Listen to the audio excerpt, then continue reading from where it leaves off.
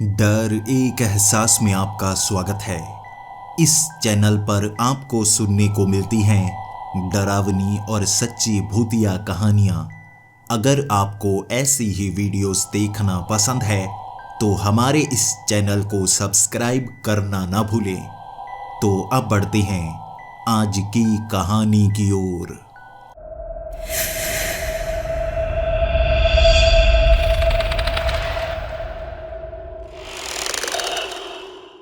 Hello दोस्तों, मेरा नाम माधव है और मैं राजस्थान के उदयपुर शहर का रहने वाला हूँ। कॉलेज की पढ़ाई मेरी खत्म हो चुकी है और उसके बाद 6 महीने तक मैं काम करना नहीं चाहता। मेरे पिता एक बिजनेसमैन हैं और वो मुझे कह रहे हैं बिजनेस में हाथ बटाना शुरू कर दो। लेकिन अभी मैं अपनी ज़िंदगी को एंजॉय करना चाहता हूँ। लेकिन अपने दोस्तों को देखने के बाद मुझे कुछ डर भी लगने लगा है। जब मैं कॉलेज में था सोचा करता था कि ये कॉलेज की लाइफ जल्दी से ख़त्म हो जाए। कैसे हमारे टीचर्स हमें पढ़ाते रहते हैं, परेशान करते रहते हैं। नंबरों के लिए हमें लड़ना पड़ता है, किताबों में घुसना पड़ता है। बाद में हम काम करेंगे, अच्छी ज़िंदगी जिएंगे। लेकिन जब कॉलेज ख़त्म हुआ मेरे दोस्त जल्दी ही काम पर लग गए थे। कुछ की माली हालत बिल्कुल अच्छी नहीं थी। उन्हें जैसा काम मिला उन्होंने करना शुरू कर दिया। 3 महीने बीत चुके हैं और वो जिस तरह फ़ोन पर रोते हैं, मुश्किलें बताते हैं, मैं समझ पा रहा हूँ। बाद की ज़िंदगी अच्छी नहीं होती। मुश्किलों में काम करना पड़ता है। कुछ रुपए के लिए जैसे अपनी ज़िंदगी को गलाना पड़ता है। अपने कीमती समय को देना पड़ता है और वो सुबह से काम पर चले जाते हैं, शाम को थक जाते हैं। मैं फ़ोन करता हूँ, चलो कहीं घूम कर आते हैं। वो कहते हैं हम बहुत ज़्यादा थके हुए हैं, कहीं नहीं जा सकते। मेरे कुछ दोस्त जो शहर के रहने वाले थे वो तो शहर में हैं, काम पर लगे हुए हैं। कुछ दूर से आए थे, उनसे बात तक नहीं होती। कुछ गांव से यहाँ पढ़ने के लिए मेरे अच्छे दोस्त आए थे, वो गांव में ही रह गए। ऐसा लग रहा है मैं अपने दोस्तों से बहुत ज़्यादा दूर हो चुका हूँ। पहले कभी ये अकेलापन मुझे महसूस ही नहीं हुआ। कॉलेज में जब इतने सारे दोस्त बन गए थे ऐसा लग रहा था ये सपनों की दुनिया है। सुबह सुबह कॉलेज चले जाओ, दोस्तों के साथ ढेर सारी मस्ती करो, उसके बाद घर आओ तो दोस्तों का फ़ोन आने लगता था, चलो रात के वक्त कहीं डिनर करके आते हैं। फिर मैं घर से बाहर निकल जाता था, उनके साथ घूमता रहता था। मेरे पिता ने भी मेरा पूरा साथ दिया। बाकियों को घर में काफ़ी डांट पड़ा करती थी जब वो काफ़ी देर रात को आते थे। मेरे पिता कभी नहीं डांटते थे। वो कहते थे मुझे तुम पर भरोसा है। मेरी आदतें भी कुछ ऐसी ही थी। शराब को मैंने कभी हाथ नहीं लगाया, ना मैं सिगरेट पीना पसंद करता था। मुझे लड़कियों का भी शौक नहीं रहा। मेरा मानना है मेरे पिता सही समय पर मेरे लिए अच्छी लड़की ढूंढ ही देंगे। इसीलिए कॉलेज में मैं और लड़कियों की तरफ नज़र उठाकर भी नहीं देखता था। लेकिन मेरे कुछ अलग ही शौक थे। मुझे जिम जाना बहुत ज़्यादा पसंद था, बॉडी बनाना बहुत ज़्यादा पसंद था। और दूसरा शौक था सोने का। जी नहीं, बिस्तर पर सोने का नहीं, सोने की चीज़ें खरीदने का। जब मैं 5 साल का था, हमारी माली हालत उस समय सही नहीं थी। मेरे पिता बहुत ज़्यादा मेहनत कर रहे थे।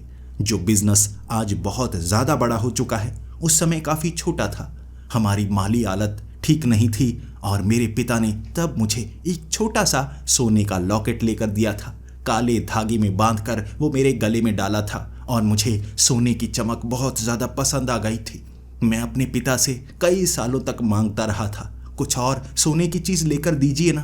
पिता कहा करते थे जब सही समय आएगा ढेर सारा सोना हमारे घर की तरफ खिंचा आएगा।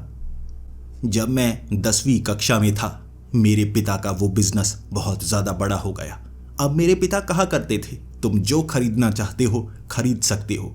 मैंने भी सोने की चेन खरीदी, सोने की अंगूठियाँ, सोने की घड़ी। मुझे सोने की अलग अलग चीज़ें खरीदना बहुत ज़्यादा पसंद आ गया था और मेरे पिता भी मुझे कभी मना नहीं करते थे।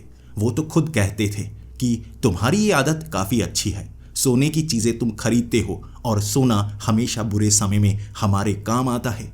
मान लो कल को हमारी माली हालत ठीक ना हो तो तुम्हारी ये आदत हमारे काम आएगी। बाकी बच्चे मोटरसाइकिल पर अपने रुपए उड़ाते हैं, महंगी महंगी गाड़ियाँ खरीदना पसंद करते हैं। मैं सोने की चीज़ें खरीदा करता था जिसे बाद में इस्तेमाल भी किया जा सके, और अगर मुश्किल आए इसे बेचकर हम उस मुश्किल से बाहर भी निकल सकते थे। सही से कहूँ तो 10 लाख के गहने मैंने अपने शरीर पर पहने होते। मोटी सोने की चेन, मोटी सोने की अंगूठियाँ, सोने का ब्रेसलेट और घड़ी भी सोने की। इसीलिए मेरे दोस्त कई बार इस चकाचौंध में मुझे ताने मारा करते थे, तेरा बाप बहुत अमीर है, तू अपने बाप की बराबरी इस तरह सोना पहनकर नहीं कर सकता। और मैं उन्हें कहा करता, जो भी है मेरा बाप है ना, तेरा थोड़े ना है। कॉलेज में कई से झगड़ा मोल लिया था मैंने, कभी उनसे झगड़ता तो कभी दोस्ती हो जाती। अब याद आते हैं वही दोस्त जिन्हें कभी मैं दुश्मन भी माना करता था। कॉलेज की वो मस्ती बहुत याद आती है। सोचता हूँ दोस्तों से मिलने के लिए चला जाऊं। कुछ तो शहर छोड़ चुके हैं तो कुछ देश ही छोड़ चुके हैं। कुछ मेरे बहुत ज़्यादा अच्छे दोस्त हैं जो करीब ही हैं। सोचा एक दिन चलूं उसके पास, देख कर आता हूँ उसकी हालत कैसी है, किसी काम पर लगा है या भी गांव में उसी तरह खाली बैठा है। गांव में फ़ोन की रेंज नहीं आती, इसीलिए उससे बात नहीं हो पा रही थी। एक छोटा सा गांव, और वहाँ पर रहने वाला मेरा दोस्त विशाल, जो ढेर सारी डींगे मारा करता था कि उनके पास एक बड़ी हवेली है, उसके दादाजी की वो बड़ी हवेली जो इतनी खास है कि उसमें लगभग 15 कमरे हैं। वो हवेली और उनकी बड़ी बड़ी ज़मीनें। लेकिन मैं उससे पूछा करता था, वो सब कुछ तो ठीक है, लेकिन फिर भी तू नौकरी की तलाश क्यों करेगा? तू अगर इतना ज़्यादा अमीर है तो शहर में नौकरी की तलाश कर क्यों रहा है? उसका जवाब उसके पास कभी नहीं होता। मुझे लगा क्यों ना अब मैं उसके गांव में जाऊं, उससे मिलकर आऊं। मैंने अपनी बाइक उठाई, सीधा निकल पड़ा उसके गांव की ओर। उसके गांव तक पहुंचने के लिए मुझे 3 घंटे तक ड्राइव करनी पड़ी वो बाइक। इतनी दूर जाकर उसका गांव था। जब उसके गांव में पहुंचकर उसे सरप्राइज देना चाहता था, मुझे लगा था वो बड़ी हवेली में ढूंढ ही पाऊंगा। जैसे ही उस गांव में पहुंचकर मैंने विशाल का नाम पूछना शुरू किया। वहां पर कई विशाल थे। अब क्या करते, विशाल एक कॉमन नाम है, कई लड़कों के नाम विशाल होंगे। मैं कहने लगा जो उदयपुर में पढ़ता था। 3 ऐसे विशाल हैं जो उदयपुर में पढ़ चुके हैं। अब वहां वो आदमी सही से बता नहीं रहा, तो मैंने इशारा करके कहा, जिनकी सबसे बड़ी हवेली है वो हवेली में रहते हैं। तब वो घबरा सा गया और कहने लगा, वो हवेली में नहीं रहते तो तुम उस विशाल की बात कर रहे हो। ठीक है, वो गांव के एक तरफ, वहाँ उनका वो घर है, तुम वहाँ जा सकते हो। उससे पूछने के बाद मुझे कुछ अलग ज़रूर लगा था, लेकिन जब मैं बाइक लेकर उस जगह पहुँचा, ये शायद विशाल का ही घर होगा। मुझे पहले वो बड़ा गेट, उसके बाहर लगी वो बेल बजाकर पूछना होगा। मैंने बेल बजाई। अंदर से एक बूढ़ा आदमी बाहर निकल कर आया। मैंने उससे पूछा, क्या विशाल यहीं पर रहता है? विशाल से बात करनी थी, मेरे साथ पढ़ता था तो मैं उससे मिलने के लिए आया हूँ। वो बूढ़ा आदमी वहाँ काम करने वाला था, यानी सफाई करने वाला। वो अंदर गया, विशाल को लेकर आया। विशाल जब मेरे सामने खड़ा हुआ, हक्का बक्का सा हो गया। मुझे देखकर वो समझ ही नहीं पाया, खुश हो या दुखी हो। जैसे आंखों में उसके आंसू से आ गए और मुझे गले से लगा दिया, और मैं भी उसे गले से लगा कर कहने लगा, साले शहर आया ही नहीं दोबारा, 3 महीने हो गए, तुझे देखा नहीं, और तेरे यहाँ फ़ोन की रेंज ही नहीं आती। बात करने का मन नहीं करता तेरा?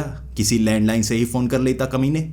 इसके बाद हम उसके घर के अंदर गए, हम बातें करने लगे, लेकिन मैं बार बार घर को देखे जा रहा था। जैसा मुझे विशाल कहा करता था, ये घर उतना बड़ा नहीं था, ठीक ठाक ही था।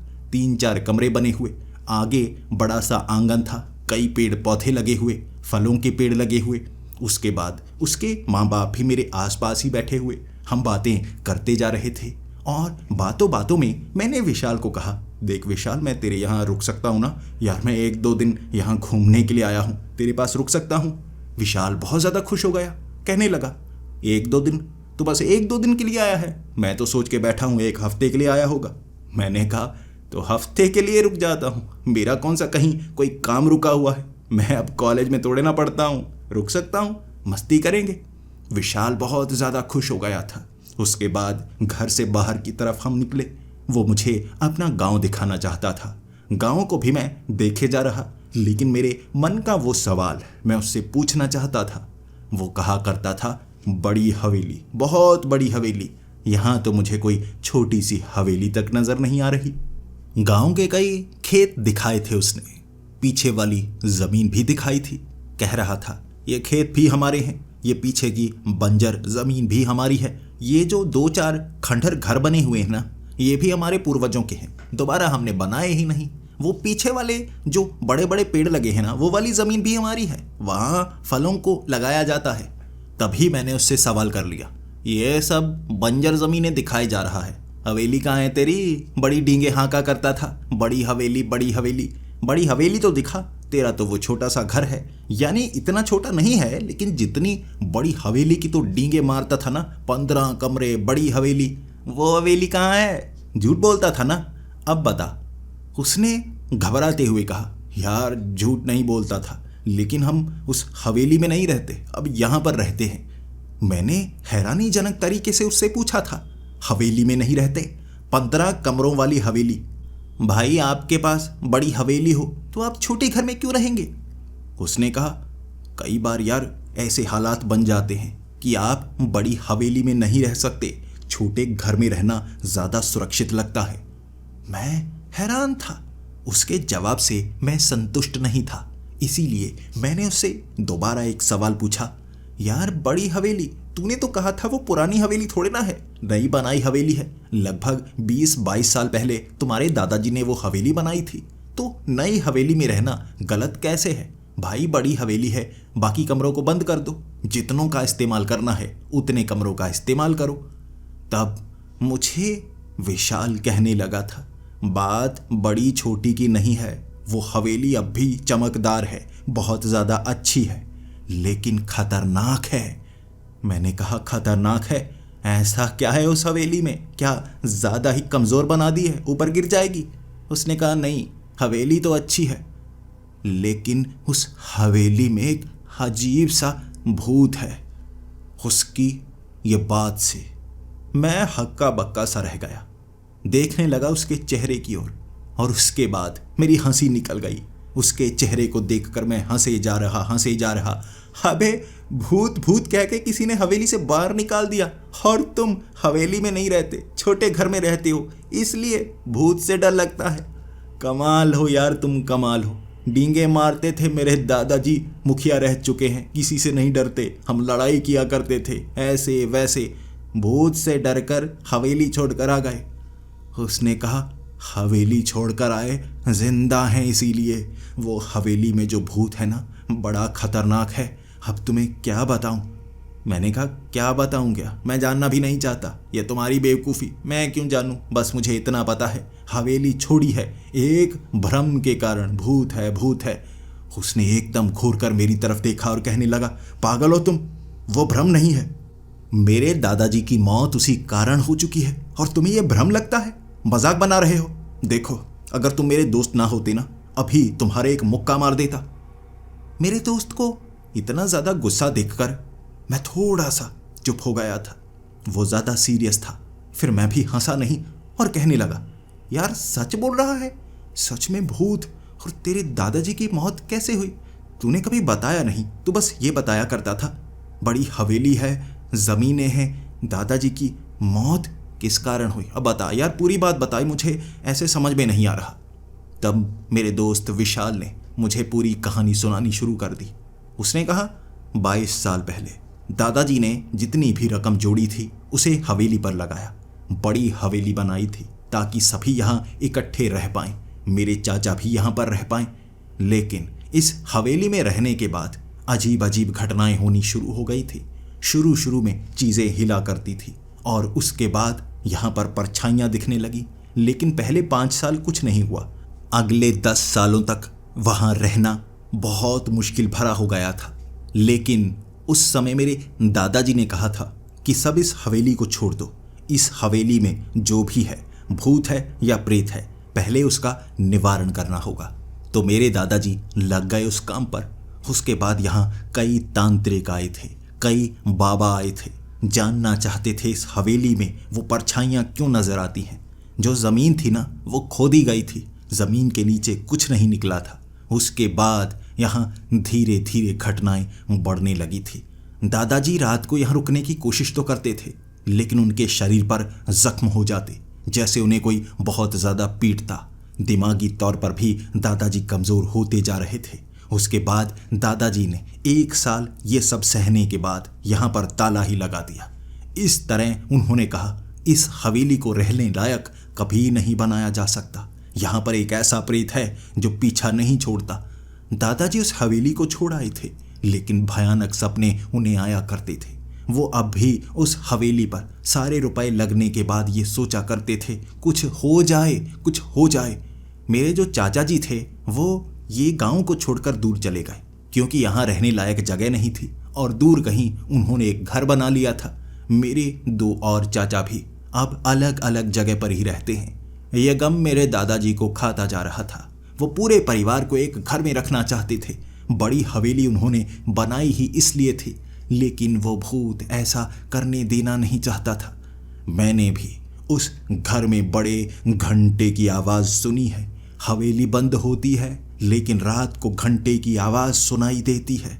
वो भयानक आवाज़, वो भूत अब भी उस हवेली के अंदर है। मैंने विशाल से सवाल पूछा, लेकिन तुम्हारे दादाजी की मौत उस हवेली के कारण कैसे हुई, उस भूत के कारण कैसी हुई? विशाल ने कहा, कुछ साल पहले मेरे दादाजी रात के समय घर से बाहर निकले थे। काफ़ी बीमार रहा करते थे, पता नहीं क्या करने निकले। मेरे पिता ने पूछा ही नहीं, लेकिन सुबह तक वो वापस नहीं आए। उन्हें ढूंढा गया, तब हवेली के उस दरवाजे के बाहर वो जैसे लेटे हुए थे, मरे हुए। उनकी लाश को वहाँ से निकाला गया, और अब भी उस हवेली के अंदर वैसी घंटे की आवाज़ सुनाई देती है। सबको लगता है वो हवेली के अंदर का जो भूत है ना, उसने ही दादाजी को मारा है। दरवाजे के बाहर बैठे हुए थे, शायद उन पर हमला कर दिया उस भूत ने। यह बात सुनकर मुझे भी काफ़ी बुरा लगा था, क्योंकि विशाल मेरे सामने फूट फूट कर रोने लगा था। उसकी वो मजबूरी थी। उनके पास इतनी बड़ी हवेली थी, नई बनी, बहुत महंगी महंगी चीज़ें उसमें लगी हुई थी, लेकिन हवेली का वो इस्तेमाल नहीं कर पा रहे। और उससे ज़्यादा दादाजी, जो बहुत हट्टे कट्टे थे, समझदार थे, लेकिन किस तरह अपनी ज़िंदगी की कमाई उस हवेली पर लगाने के बाद धीरे धीरे दुख में मरे थे। मैंने अपने दोस्त को समझाया, और उसके बाद उसने मुझे वो गांव घुमाया। पीछे वाले तालाब के पास गए थे हम। वहाँ बहुत कम घर थे। वहाँ से वो हवेली साफ नजर आ रही, काफ़ी ज़्यादा दूर। उस गांव से काफ़ी ज़्यादा बाहर बनी हुई वो हवेली लगभग 5 मंजिला थी। यहाँ से बिल्कुल साफ नज़र आ रही। तब मैंने अपने दोस्त को कहा था, वो है ना हवेली? उसने कहा, हाँ। मैं बस उस तरफ देखता तक नहीं, बहुत दुख लगता है। मेरा दोस्त पहले से बहुत ज़्यादा दुखी था, इसीलिए हवेली से जुड़ा कोई और सवाल मैंने उससे नहीं पूछा। उस तालाब में हम नहाए, बातें करने लगे कॉलेज की पुरानी बातें। जैसे जैसे मेरे दोस्त को याद आती गई, वो बहुत ज़ोर ज़ोर से हंसे जा रहा। समय कैसे बीता पता ही नहीं चला। रात का वक्त हो गया था और हम चलते चलते घर की तरफ आ रहे। वो कह रहा था, देख, शहर में इस समय सब बाहर निकले होते हैं ना, मस्ती करते हैं, फुटबॉल खेलते हैं, कई कुछ करने को होता है। यहाँ देख गांव में कैसे सब घर के अंदर चले गए हैं, बिल्कुल भी आवाज़ नहीं आती, और कई घरों में लोग सो भी गए होंगे। अगर बाहर कोई झगड़ा हो जाए तब सब बाहर निकलेंगे, उसके सिवा बिल्कुल बाहर नहीं निकलते। देख, गांव के बिल्कुल बीच वाली ये सड़क है, कैसे सुनसान पड़ी है। मैं भी ये देखकर काफ़ी ज़्यादा हैरान था। चलते चलते हम घर की तरफ आ रहे, तभी एक आवाज़ जो उस गांव में गूंजी, उसने मेरे दोस्त को भी डरा दिया। उसने मेरा हाथ पकड़ा और कहने लगा, चल चल चल घर, जल्दी से चलते हैं। मैंने कहा, ये आवाज़ क्या थी यार? अजीब सी आवाज़ थी ना, कहीं पास में कोई मंदिर का घंटा है? उसने कहा, नहीं नहीं, ये वही घंटे की आवाज़ जो हमारी वो पुरानी हवेली के अंदर से आती है। चल चल, यहाँ से जल्दी चलते हैं। मुझे ये आवाज़ काफ़ी डरावनी सी लगती है। मैं वहाँ रुक गया और अपने दोस्त को कहने लगा, नहीं नहीं यार, ये किसी मंदिर के घंटे की आवाज़ लगती है, वैसी ही सुनाई दे रही है। उसने कहा, नहीं, ये हमारी हवेली के अंदर से आती है। मैंने कहा, नहीं, पूरा गांव जिस आवाज़ से डरता है वो हवेली के अंदर से आने वाली आवाज़ हो ही नहीं सकती। ये आवाज़ कहीं और से आती है यार, सबको बेवकूफ़ बना रखा है। उसने कहा, नहीं, मैंने कहा तो साबित कर, चल मेरे साथ। उसने कहा मैं हवेली के पास नहीं जाने वाला, रात का वक्त हो गया है, तुझे पता है ना वो भूतिया हवेली है। मैंने कहा मैं तेरे साथ हूं ना, डर क्यों रहा है, मैं तेरे साथ हूं, चल चल हवेली के पास। सुना मुझे, देख हवेली के पास जाने को मैं नहीं कह रहा, हवेली गांव से बाहर बनी है ना, कोई ऐसी जगह जहां पर घर खत्म होते हों, सामने बस हवेली हो, उस तरफ से अगर ये आवाज़ आ रही होगी ना, मैं मान जाऊंगा, हार मानूंगा, सच में उस हवेली के अंदर भूत है। मेरा दोस्त मुझे समझाना चाहता था, मैं मान नहीं रहा, इसीलिए वो मेरे साथ चला। गाँव के वो घर जहां अंत होता है उनका, वहां से हवेली साफ नजर आती। घंटे की वो आवाज़ अब बिल्कुल सुनाई नहीं दे रही थी, शायद बंद हो गई थी कुछ समय के लिए।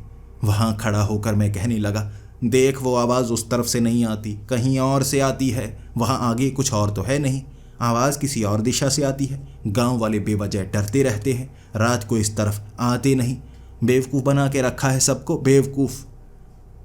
अचानक घंटे की आवाज़, हम दोनों हैरान से हो गए। पीछे मुड़कर देखा था मैंने, घंटे की आवाज़ हवेली की तरफ से आ रही।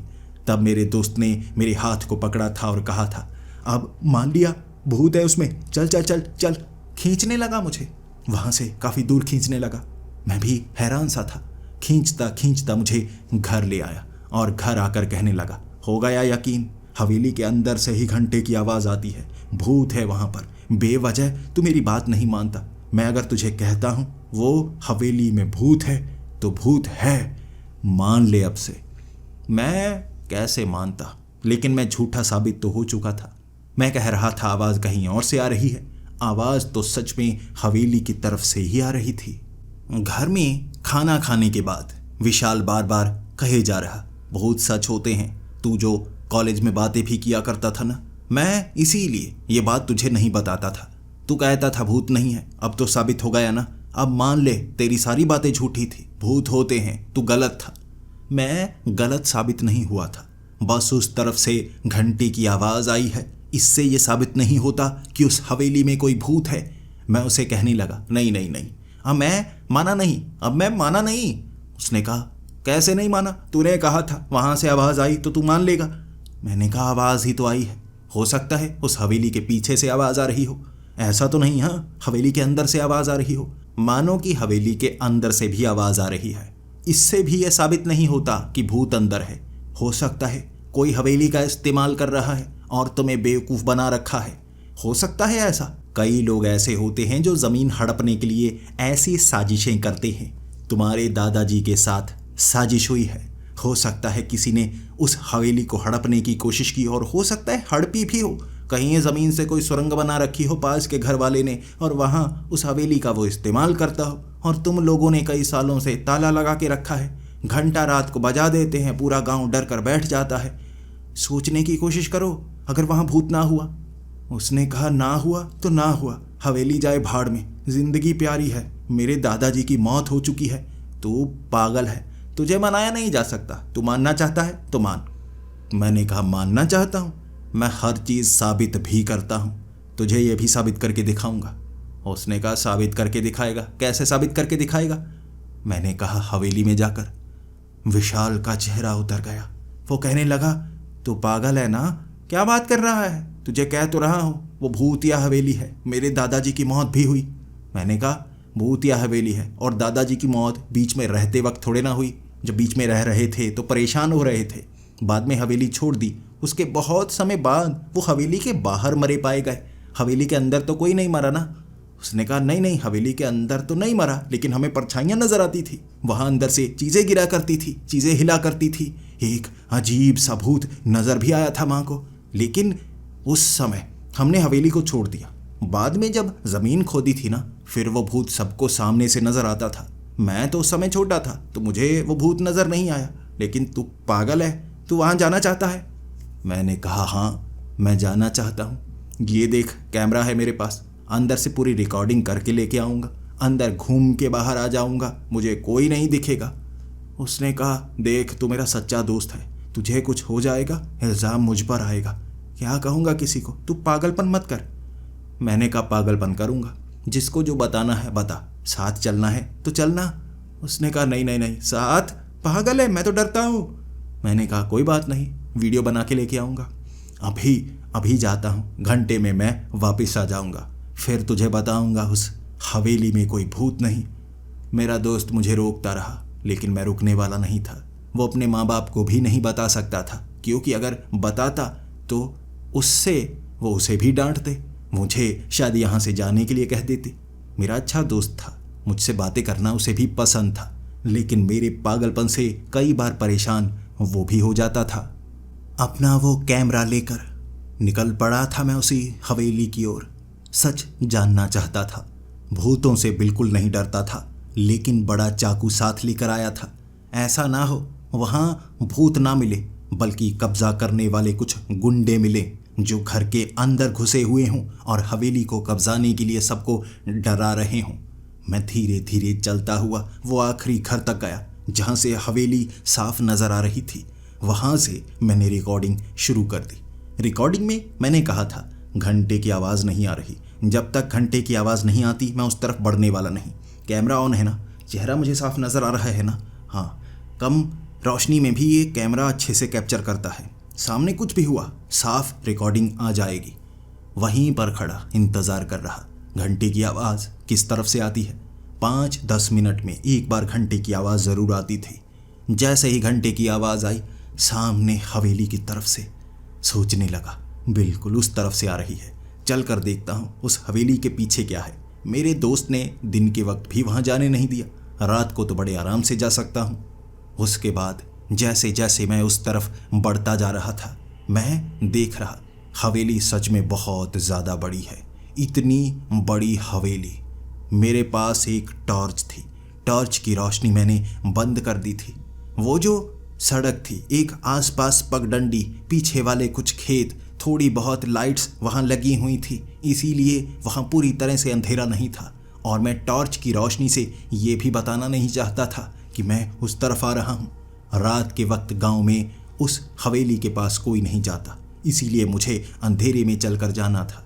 हवेली के पास पहुँचते ही जैसे ही मैं देखने लगा, आवाज़ अब कहीं से तो आएगी। घंटे की वो आवाज़ उस हवेली के अंदर ऐसी गूंजी थी, मेरी टांगें कांप गई थी।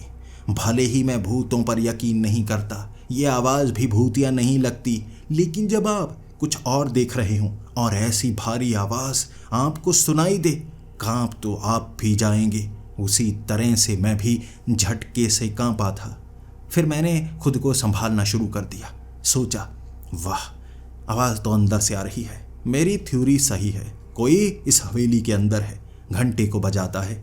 ऐसा तो नहीं दादाजी ने ऊपर कोई मंदिर बनाया हो, उसमें घंटा लगाया हो, कोई रस्सी भी आसपास लगाई हो कि हवा चले तो घंटा बजे। ऐसा तो नहीं सबको पागल बना रखा है इस तरह से। अरे ये बात का पता भी करना होगा। वैसे भी आवाज़ ऊपर से आई है ना, 5वीं मंजिल से आवाज़ आई है, यकीनन ये घंटा भी ऊपर ही पड़ा हुआ है। दीवार फांद कर जब मैं अंदर गया था, वहाँ झाड़ियाँ ही झाड़ियाँ थी। आगे वाले आंगन में तुलसी के लिए जैसे सामने कोई छोटी सी जगह बनाई हुई थी, लेकिन वहाँ भी झाड़ियाँ ही झाड़ियाँ थी। आगे वाले दरवाजे के पास पहुंचकर मैंने देखा दरवाजे पर लगा हुआ है ताला। एक छोटी टॉर्च जिससे ज़्यादा दूर तक रोशनी नहीं होती, वो जलाई थी ताकि अच्छे से देख पाऊँ क्या मैं उस ताले को खोल सकता हूँ या नहीं। जंग के कारण ताले का बहुत ज़्यादा बुरा हाल हो चुका था, लगभग गला हुआ ही था। थोड़ा सा खींचा मैंने, लेकिन वो पूरी तरह से जाम हो चुका। ऊपर सफ़ेद रंग की वो पट्टी को अच्छे से मैंने खोल डाला था। ताले को खींचा, लेकिन उसे खोलना बहुत ज़्यादा मुश्किल था। लेकिन किसी तरह जो स्क्रू ड्राइवर मैं साथ लेकर आया था, उससे ताले को खोलने में ज़्यादा परेशानी नहीं हुई। ये मेरी बाइक का वो छल्ला था जिसके साथ ऐसे स्क्रू ड्राइवर वाला छोटा सा वो टंगा हुआ, जिससे मैं ये काम किया करता था। उसके बाद ताला खुल चुका था। दरवाज़ा मैंने खोला। दरवाजे में आवाज़ बहुत भयानक सी आई थी। पुराने दरवाजे जिनको तेल दिया गया नहीं होता ऐसी आवाज़ करते हैं, और दरवाज़ा खोलने में परेशानी इसलिए हो रही थी। दरवाज़ा अंदर की तरफ खुला और उस हवेली के अंदर काफ़ी मिट्टी थी, तो दरवाज़ा फंस रहा। मैंने दोनों दरवाज़ों को पूरी तरह से खोल दिया था। उसके बाद हवेली के अंदर बड़ी टॉर्च को जलाया था जो मैंने सर पर बांध ली थी। चारों तरफ रोशनी ही रोशनी, और मैं इस तरह रोशनी को इधर उधर मारता हुआ, थोड़ा थोड़ा घबराता हुआ देख भी रहा था। पता था मुझे कुछ समय में घंटे की आवाज़ आएगी, लेकिन उससे पहले मुझे पता करना होगा ये आवाज़ कहाँ से आती है। मिट्टी तो इतनी ज़्यादा है, मेरे पैरों के निशान उस मिट्टी पर छप रहे थे। इससे पता चल रहा यहाँ कोई नहीं आता, यानी कि हवेली तो खाली रहती है। लेकिन अगर कोई आता नहीं तो घंटे की आवाज़, मेरी वो थ्योरी सही है। ऊपर मंदिर बनाया गया होगा, घंटा लगाया गया होगा, हवा के कारण घंटा बजता है, सब बेवजह डरते हैं। मुझे ऊपर जाकर देखना होगा। जैसे ही मैंने वो पहली सीढ़ी पर पैर रखा ऊपर जाने के लिए, एक आवाज़ ने मुझे डरा दिया, जैसे कुछ गिरा हो। पीछे मैंने पीछे मुड़कर देखा, वो दरवाज़ा बंद था जिसे खोलकर मैं उस हवेली के अंदर आया था। वो दरवाज़ा बंद। जैसे ही मैं ये देखने के लिए पीछे भागा, कहीं बाहर से किसी ने मुझे बंद तो नहीं कर दिया। अपने आप उस हवेली के वो टूटे हुए बल्ब भी जलने लगे थे। जो पूरे अंधेरे में घिरी हुई हवेली थी, अपने आप उसमें रोशनी हो चुकी थी। चारों तरफ चकाचौंध रोशनी ऐसी थी जैसे दिन का ही वक्त हो गया हो।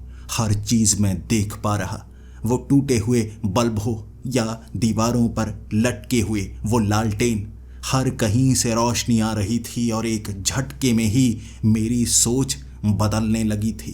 क्या हो रहा है ये? लेकिन मुझे शायद वो दरवाजे को खोलकर रखना चाहिए। अपने आप बंद कैसे हो गया? मैं जल्दी से भागकर उस दरवाजे के पास पहुंचना चाहता था। ज़मीन में जो मिट्टी थी ना, फर्श के ऊपर गिरी हुई, उसके बीच से निकलकर जैसे काले चोले में अदृश्य सा इंसान मेरे सामने खड़ा हो गया। मैं थोड़ा सा भागकर आगे गया था और उसे देखते ही पीछे गिर गया। मेरी सांस रुकी की रुकी रह गई थी। ये कोई साधारण इंसान नहीं हो सकता। इस तरह से ज़मीन से कौन निकलता है? मैं सीढ़ियों से ऊपर भागने लगा। अफरा तफरी सी मच गई थी, चीखना शुरू हो गया था, लेकिन मैं जानता था मेरी चीख का असर किसी पर नहीं होने वाला। मेरा दोस्त डरपोक है, इतनी दूर आने वाला नहीं। घंटे की आवाज़ गांव तक पहुंचती है तो लोग अपनी खिड़कियां बंद कर लेते हैं। मेरी चीख की आवाज़ का कोई भी जवाब देने वाला नहीं है। जब मैंने पीछे मुड़कर देखा, उसके पाँव ही नहीं थे। काले चोले में अदृश्य इंसान उड़ता हुआ सीढ़ियों से ऊपर की तरफ आ रहा। पहली मंजिल पर ही मुझे कमरों की पहचान ही नहीं। किस तरफ भागूं? ऊपर जाने का रास्ता कहाँ है? कहाँ से बाहर निकलने का कोई और रास्ता है? मुझे कुछ समझ में नहीं आ रहा था। सामने एक कमरा खुला हुआ नजर आया तो मैं सीधा भागकर उस कमरे में, लेकिन जैसे ही मैं उस कमरे में घुसा, सामने वो काले चोले में भूत खड़ा जैसे मेरा ही इंतजार कर रहा। सीधा जाकर मैं उससे टकराया था। भले ही वो दृश्य हो बस कपड़े जैसा नजर आ रहा, लेकिन असल में वो पत्थर के समान कठोर था। जब मेरी उससे टक्कर हुई थी, सर में दर्द हुआ और उससे टकरा के पीछे गिरा था। सामने भी वो, पीछे भी वही भाग रहा था। मैं पीछे मुड़कर देखने लगा तो वो पीछे नहीं। जैसे ही मैंने सामने देखा, वो सामने भी मौजूद नहीं, जैसे वहां भी गायब हो गया हूं। पूरी की पूरी हवेली में रोशनी ही रोशनी थी और उसके बाद वो टूटे हुए पुराने ज़माने के बल्ब जगमगाने लगे, जलते बुझते, जलते बुझते, और बार बार ऐसा हो रहा जिसकी रफ्तार तेज हो रही। धीरे धीरे जलते बुझते, बार बार अंधेरा होता, रोशनी होती, और ऐसा इतनी तेजी से होने लगा मुझे ये सपने के समान लग रहा था। लेकिन मुझे जो भी चीज़ सामने थी वो नज़र ज़रूर आ रही। मैं कभी पीछे देखता, कभी आगे देखता, और उस कमरे का दरवाज़ा भी धड़ाम करके जब बंद हुआ, मैंने उस दरवाजे को खोलना सही समझा, लेकिन दरवाज़ा अब खुल भी नहीं रहा था। अचानक जैसे किसी ने मेरी गर्दन को पकड़कर मुझे पीछे खींचा हो। रोशनी बंद हो चुकी थी, पूरी तरह से अंधेरा, और मैं पीछे गिरा। कुछ नज़र नहीं आ रहा। घबराहट में मुझे कुछ भी दिख नहीं रहा। तभी मैंने हाथ अपने सर पर टिकाई हुई उस रोशनी पर लगाया। वो टॉर्च, उसका बटन दबाते ही लाइट चारों तरफ हो गई। मैंने जब पीछे मुड़कर देखा, मुझे खींचा किसने? वहाँ कोई मौजूद नहीं। वो भूत गायब भी हो सकता था और प्रकट भी। अंधेरा कर दिया था उसने, लेकिन मेरी टॉर्च जल रही जिस कारण मैं देख पा रहा। मैं बिना आवाज किए वहीं जमीन पर बैठा हुआ था। तभी मेरे सर पर जैसे पानी की बूंद गिरी हो। मैं घबराया। मैंने जब ऊपर देखा, छत पूरी तरह से गीली थी। एक एक बूंद मेरे सर पर टपके जा रही। मैं थोड़ा सा पीछे हुआ, शायद इसी जगह बूंद टपक रही है ना।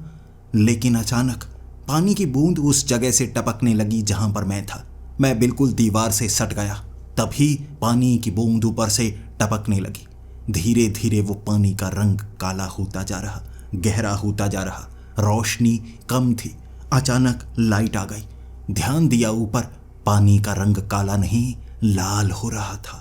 खून जैसी बूंदें मेरे सर पर टपक रही। मेरा पूरा चेहरा जैसे लाल हो गया हो। घबरा कर मैंने बाहर भागने की कोशिश की। दरवाज़ा बंद था। अचानक रोशनी बंद हो गई। उसके बाद मैंने जब पीछे मुड़कर देखा, वो काले चोले वाला भूत मेरी गर्दन को पकड़कर मुझे ज़मीन पर फेंक चुका और मेरे माथे पर उसने एक उंगली रखी थी। उस उंगली को रखते ही उसने कहा था, तुम अब जिंदा नहीं रह सकते। इस जगह पर आना एक जुर्म है और तुम्हारी मौत निश्चित हो चुकी है। मैं घबरा गया। घबरा कर मैंने कहा, मुझे छोड़ दो, मुझे छोड़ दो, जो लेना है ले लो। मुझे नहीं पता मैंने ऐसा क्यों किया, लेकिन गले की वो सोने की चेन, सोने की अंगूठियां, घड़ी सोने की, सारा सोने का सामान वहां पास में रखे टेबल पर रख दिया था मैंने। और पास में जैसे लकड़ी का एक बक्सा पड़ा हो, मैंने वो सामान जैसे ही टेबल पर रखा, वो अब भी उंगली मेरे माथे पर थी। मैंने सारा सोने का सामान उस लकड़ी के बक्से में रखा, लकड़ी का बक्सा किया बंद। वो भूत को सामने पकड़ाते हुए कहा, छोड़ दो मुझे, ये ले लो, छोड़ दो मुझे। उसने भी जैसे वो काले चोले के अंदर से अजीब काला हाथ निकाला था। पूरा काला चोला बिल्कुल खाली था, लेकिन उसकी पेट की जगह से जैसे एक हाथ निकला हो काला सा। बक्सा उठाया उसने और बक्से के समेत दरवाज़ा खोलकर जैसे उड़ता हुआ वहां से बाहर चला गया। मुझे मौका नजर आया। भागा मैं दरवाजे से बाहर, सीढ़ियों से बाहर। शायद ये एक मौका था। जैसे ही मैं उस हवेली के बाहर वाले दरवाजे के पास पहुंचा, दरवाज़ा खोला मैंने, आसानी से खुल गया। जैसे ही मैं आगे भागता गया, वो दीवार के पास पहुंचा था मैं। पीछे वो दरवाज़ा बंद हो गया और ज़मीन पर गिरा हुआ ताला अपने आप उस दरवाजे पर लग चुका और अंदर से वो घंटे की आवाज़। कांप गया था मैं, कांप। जैसे ही दीवार फांद कर मैं सीधा गांव की तरफ भागा रहा। रो भी रहा था मैं, घबराया भी हुआ। मुझे डर था कि जो मैंने बचपन से सीखा वो सब गलत है, इसीलिए मैं सह नहीं पा रहा था। आपकी जब सोच बदलती है, आप टुकड़ों में टूटना शुरू हो जाते हैं, बाहर से ना सही, अंदर से ही। जब मैं विशाल के पास पहुंचा, वो घर के बाहर ही खड़ा था। मैं उसके पास पहुंचा और उसने सबसे पहले कहा, कैमरे में रिकॉर्ड किया तूने किया कैमरे में रिकॉर्ड? कुछ हुआ तो नहीं तुझे? कैमरे के बारे में मैं भूल ही गया, मुझे तो कुछ याद ही नहीं। वो कैमरा मैंने कहाँ फेंक दिया या कहाँ गिरा दिया। मैं तो वो टॉर्च लेकर अंदर गया था, मुझे कुछ याद नहीं। लेकिन अंदर जो जो हुआ मैंने उसे सब बताया, कैसे मैं जिंदा बचा और मेरी सोने की वो चीज़ें वहीं पर है। मैं बहुत समय रोता रहा था, बहुत समय। उसने मुझे समझाया और कहा, तुझे यकीन करना चाहिए था। लगभग आधा घंटा किसी को हमने नहीं बताया। मैं उसके कमरे में बहुत मायूस। फिर जब थोड़ा सा गम कम हुआ, मैंने उसको कहा, यह अंधेरा था ना, कल दिन के उजाले में लोगों को लेकर चलेंगे। मुझे वो बक्सा चाहिए, उस बक्से में वो सोना रखा होगा ना, हम उसे लेकर बाहर आएंगे। विशाल ने कहा, नहीं, मैं वहाँ नहीं जाने वाला, चाहे रात हो या दिन हो। वो हवेली बहुत खतरनाक है, तुम्हें वहाँ दोबारा नहीं जाना चाहिए। एक बार बच गए, दोबारा शायद नहीं बचोगे। ये बात सुनते ही मैं बार बार विशाल को कह रहा, देख विशाल, पापा बहुत मारेंगे। मैं सारे के सारे सोने को गले में पहने रहता था, मेरे पापा गुस्सा होंगे। मैं हमेशा उनके सामने अच्छा बच्चा बनकर रहा हूँ। बहुत कीमती था यार, सोने के थे सब कुछ, मैं उसे नहीं छोड़ सकता। विशाल ने कहा, हमने लाखों की हवेली छोड़ी है, तू कुछ लाख का सोना नहीं छोड़ सकता। अगर कोशिश करनी है तो तू चला जाना, मैं तेरे साथ नहीं जाने वाला। मैं उसकी आंखों में वो खौफ देख रहा, लेकिन मुझे बस अपना वो सामान चाहिए था। वो भूत वहाँ रहे या ना रहे मुझे नहीं पता क्या करना है, लेकिन मैं अपना सामान वापस लेना चाहता था। अगली सुबह ही मैंने ढूंढना शुरू कर दिया कोई ऐसा जो उस हवेली में जाने को तैयार हो, चाहे पहलवान हो चाहे कबड्डी खेलने वाले। हर किसी के अंदर खौफ था। इस गांव में उस हवेली के अंदर जाना कोई नहीं चाहता। पास के गांव में पूछना शुरू किया तो दहशत हर तरफ थी, कोई जाने को तैयार नहीं। फिर मैं ढूंढने लगा ऐसे तांत्रिक को जिसे लेकर मैं उस हवेली के अंदर चला जाऊं, बस मेरी मदद कर दे। दिन की रोशनी में तो भूत नजर नहीं आते, लेकिन आसपास के जितने गांव थे उस हवेली के बारे में सब जानते थे। सबके अंदर डर था, एक ऐसी हवेली जिसमें अजीब भूत नजर आता है, और वो भूत जैसे उस हवेली को छोड़ता ही नहीं। कई कोशिशें हो चुकी थी, कई लोग शाप से ग्रस्त हो चुके थे जो कई दिनों तक बीमार रहते। वो हवेली के अंदर जाने के बाद उन्हें डरावने डरावने सपने आते, इसीलिए वो तांत्रिक तक खुद डरते थे। मैंने इसी तरह आसपास के गांव में पूछने की जितनी कोशिशें की, सब नाकाम। कोई वहां जाना नहीं चाहता था। मैं उसके बाद उसी दिन शहर आ गया था। यह बात अब अपने अंदर छिपाए मुझे जैसे अपने आप से घृणा हो रही। मैं किसी तरह हिम्मत जुटाकर अपने पिता के पास गया। नजरें झुकाकर मैंने अपने पिता को कह दिया था, ये हुआ है मेरे साथ। अब वो सोना वापस नहीं आने वाला। तब मेरे पिता ने ऐसा नहीं कहा कि भूतों पर यकीन मत करो या वो झूठ होते हैं। मेरे पिता ने कहा था, चाहे भूत हो या कोई जिंदा इंसान, जो तुम्हारा हक है अगर तुमसे कोई छीन ले, उसके लिए अपनी जान को भी दांव पर लगा देना चाहिए। मैं ये नहीं कह रहा कि वो सोना बहुत कीमती है, हमारे पास काफ़ी रुपए हैं, मैं सोना दोबारा बना लूँगा। लेकिन अगर किसी ने तुमसे ये छीना है और तुम चुप करके बैठ गए तो हमेशा सारी ज़िंदगी हारते रहोगे। ज़िंदगी में कई बार ऐसे मौके आएंगे जब कोई तुमसे कुछ छीनने की कोशिश करेगा। तुम्हारी आदत ना बन जाए सब कुछ हारते रहना। कभी कभी हमें एक जगह खड़े होकर कठोर बनना पड़ता है, और जो हमारा हक है उसे छीनने के लिए प्रकृति भी हमारा साथ देती है। भगवान उसके साथ होता है जिसका हक होता है। छीनने वाले को हमेशा भगवान कमज़ोर ही बनाता है। कोशिश करना चाहता है। उस गांव में लोग डरते होंगे, आसपास के गांव में डरते होंगे, शहर में शायद ना डरते हों। ऐसे लोगों को ढूंढने की कोशिश करनी है तो तुझे एक नंबर देता हूँ, एक ऐसा आदमी जो ऐसे काम में हाथ डाले रखता है। मैं जानता हूँ उसे, ऐसी शक्तियों से कई बार बड़े लोगों का सामना होता है। वो तुम्हारी मदद ज़रूर करेगा। आज मुझे बहुत ज़्यादा काम है, मैं ज़्यादा बात नहीं कर सकता, लेकिन वो तुम्हारी मदद करेगा। तुम अपना ध्यान रखना, लेकिन डरना मत। मैंने उसी दिन उनसे बात की थी, वो मेरी बात मान गए। हवेली में जाने को वो तैयार थे, लेकिन वो अकेले जाना नहीं चाहते थे। उन्होंने ऐसे लोगों की टीम बनाई जो मेरी समझ से भी बाहर थी। एक ऐसा मैथ टीचर जो हमारे साथ जाने को तैयार था, एक तांत्रिक जो जादू टोना जानता था, एक बूढ़ी औरत 90 साल की जो मसाले बनाती है, वो हमारे साथ जाने वाली थी। इन सब का आखिर क्या रिश्ता है मुझे पता नहीं, लेकिन वो आदमी ने कहा था सबकी ज़रूरत पड़ेगी। और अगले दिन सीधा हम हवेली में पहुंच गए थे। उस हवेली के बाहर खड़े, वहाँ कई गांव वाले थे जो हमें रोक रहे कि उस तरफ मत जाइए, लेकिन मेरे पिता ने इंतज़ाम करवा दिया था। वो गांव में कुछ ऐसे लोग थे, हट्टे कट्टे पहलवान, जो हमारी सुरक्षा के लिए पहले ही वहाँ मौजूद, ताकि ऐसा ना हो, भूत ना हो कोई और हमें नुकसान पहुंचाए। जब हम उस हवेली के ताले के पास पहुंचे थे, वहाँ वो जादूगर, तांत्रिक जैसा लगने वाला वो आदमी, मुझे नहीं पता वो क्या था, अजीब से कपड़े पहने हुए, लेकिन वो मैथ टीचर घबराया हुआ, वो बूढ़ी औरत मसाले बनाने वाली जिसके पास किताबें थी, लगभग 10 किलो की किताबें हाथ में पकड़े हुए, जिसका वजन ज़्यादा था, वो संभाल नहीं पा रही, लेकिन उसे छोड़ भी नहीं रही। आंखें बंद करके दरवाजे के सामने खड़ी हो गई। उसने जैसे ही ताले पर हाथ लगाया था, जैसे उसे बिजली के झटके लगने शुरू हो गए। बार बार हिलती जा रही। उसके बाद पीछे होकर कहने लगी थी, ताला ताला मत खोलना, दरवाज़ा तोड़ दो, ये ताला मत खोलना। उसके बाद वो मैथ टीचर, उसने भी जो भारी चीज़ें आसपास थी उससे दरवाज़ा तोड़ डाला।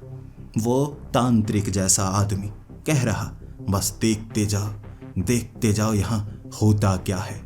दरवाज़ा पूरी तरह से तोड़कर उस बूढ़ी औरत ने कहा था, बाहर रखना, इस हवेली के अंदर मत रखना, वरना यह दरवाज़ा दोबारा लग जाएगा और उसकी मर्जी के बिना दरवाज़ा खोला नहीं जा सकता।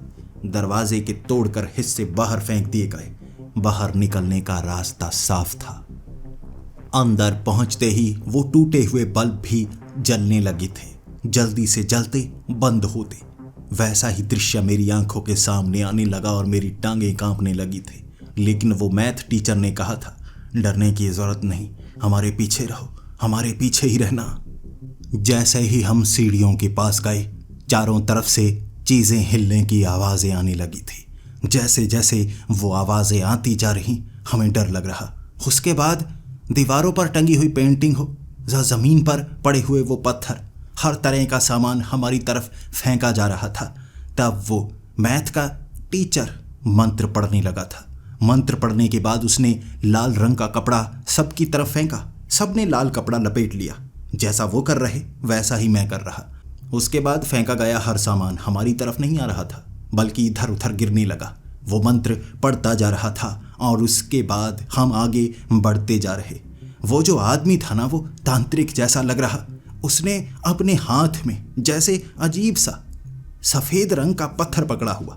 उस सफ़ेद पत्थर में कभी लाल रंग दिखने लगता, कभी नीला दिखने लगता, जैसे वो उससे कोई दिशा ढूंढ रहा। सामने काले से चोले में वो प्रेत आ गया था। तभी वो बूढ़ी औरत ने एक किताब को खोलकर उस पर हाथ रखा, एक कागज़ को फाड़कर जैसे ही सामने की तरफ कर दिया, जैसे वो काले चोले में प्रेत एक झटके में दीवार के पार धक्का खाकर चला गया हो। बार बार ऐसा हो रहा था। वो काला प्रेत हम पर हमला करने के लिए आ रहा, लेकिन वो आदमी दिशा दिखाते हुए हमें जैसे 5वीं मंजिल पर ले गया था। 5वीं मंजिल में जब हम इधर उधर झांके जा रहे, वो कुछ ढूंढ रहा था। वहां वो काले चोले वाला प्रेत छत पर नजर आया। वो जैसे ऊपर से छलांग लगाकर पीछे की तरफ गया था। तभी उस तांत्रिक ने कह दिया था, इस जमीन पर कोई परेशानी नहीं है, जमीन के पीछे है जो भी है। जैसे ही हम हवेली से बाहर आए, हवेली के गए पीछे, वो भी हवेली की ही जमीन थी। वहां पर भी विशाल के दादाजी एक गार्डन बनाना चाहते थे, बिल्कुल उसके पीछे सब्जियां लगाना चाहते, लेकिन हवेली में ही परेशानियां हो रही थी तो पीछे कुछ कर नहीं पाए। उस जमीन को खोदने लगे थे। वो जमीन के एक खास हिस्से को खोदने के बाद वो काले रंग का प्रेत बार बार हमला करने की कोशिश कर रहा, लेकिन उससे हम बच रहे। जमीन खोदने पर वहां से लाश निकली थी। उस लाश को वहीं पर आग लगाई थी उन्होंने, और वो आग लगाने के बाद वो काला प्रेत कभी नजर नहीं आया। उसके बाद जैसे उसके नामो निशान को दूर कर दिया गया। हवेली के अंदर वो सोना ढूंढने में 10 दिनों का वक्त लगा था उसके बाद, लेकिन हवेली के अंदर के उस प्रेत का खात्मा उसी रात हो गया। वो प्रेत कैसे बना, उस आदमी ने बताया था अगली सुबह गांव में पंचायत के सामने। जब ये हवेली बन रही थी ना, कई मजदूर लगे होंगे और एक मजदूर गायब भी हो गया था। लोग कह रहे थे चोरी करके वहां से गायब हो गया। असल में वो गायब नहीं हुआ था, वहां के बाकी मजदूरों ने जैसे उसे मार दिया था।